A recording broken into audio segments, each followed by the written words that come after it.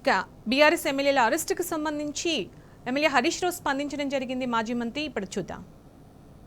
సబితా ఇంద్రారెడ్డి గారికి ఒక్క నిమిషం మైక్ అడిగినా ఇవ్వకుండా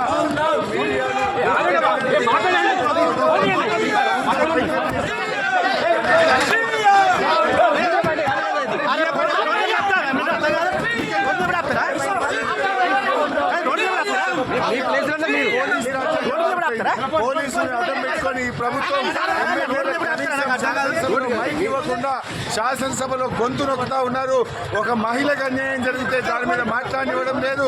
ఎన్నిసార్లు స్పీకర్ గారిని కోరినా కూడా మైక్ ఇవ్వకుండా ఇలా ప్రజాస్వామ్యాన్ని గొంతు నొక్కుతా ఉన్నారు.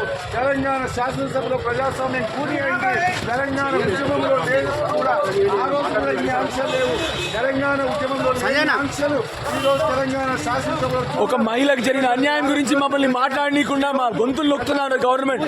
అందుకొరకే మేము అన్ని బిల్లులకు సపోర్ట్ చేసినా కూడా మాకు మైక్ ఇవ్వట్లేదు.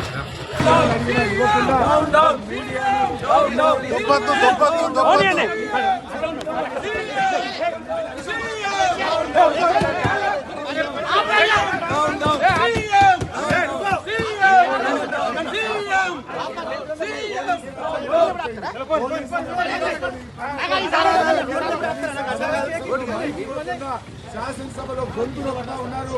ఒక మహిళకు అన్యాయం జరిగితే మాట్లాడడం లేదు. ఎన్నిసార్లు స్పీకర్ గారిని కోరినా మైక్ లేకుండా ఇలా ప్రజాస్వామ్యాన్ని గొంతు నొక్కుతా ఉన్నారు. తెలంగాణ శాసనసభలో ప్రజాస్వామ్యం కూని తెలంగాణ ఉద్యమంలో లేనప్పుడు కూడా ఆ రోజు కూడా ఈ ఆంక్షలు లేవు. తెలంగాణ ఉద్యమంలో లేని ఆంక్షలు ఈ రోజు తెలంగాణ శాసనసభలో చూడడం చాలా దురదృష్టకరం. ఈ రోజు ప్రజాస్వామ్యం కూని ఇవాళ సబితా ఇంద్రారెడ్డి గారికి ఒక్క నిమిషం మైక్ అడిగినా ఇవ్వకుండా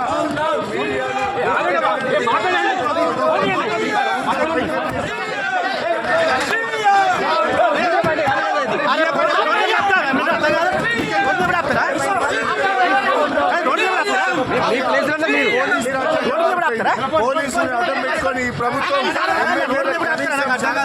మైక్ ఇవ్వకుండా శాసనసభలో గొంతు నొక్కుతా ఉన్నారు. ఒక మహిళకు అన్యాయం జరిగితే దాని మీద మాట్లాడివ్వడం లేదు. ఎన్నిసార్లు స్పీకర్ గారిని కోరినా కూడా మైక్ ఇవ్వకుండా ఇలా ప్రజాస్వామ్యాన్ని గొంతు నొక్కుతా ఉన్నారు. తెలంగాణ శాసనసభలో ప్రజాస్వామ్యం కూని అయింది. తెలంగాణ ఉద్యమంలో లేనప్పుడు కూడా ఆ రోజు కూడా ఈ ఆంక్షలు లేవు. తెలంగాణ ఉద్యమంలో ఆంక్షలు ఈ రోజు తెలంగాణ శాసనసభలో ఒక మహిళకు జరిగిన అన్యాయం గురించి మమ్మల్ని మాట్లాడనీయకుండా మా గొంతులు నొక్కుతున్నారు గవర్నమెంట్. అందుకొరకే మేము అన్ని బిల్లులకు సపోర్ట్ చేసినా కూడా మాకు మైక్ ఇవ్వట్లేదు.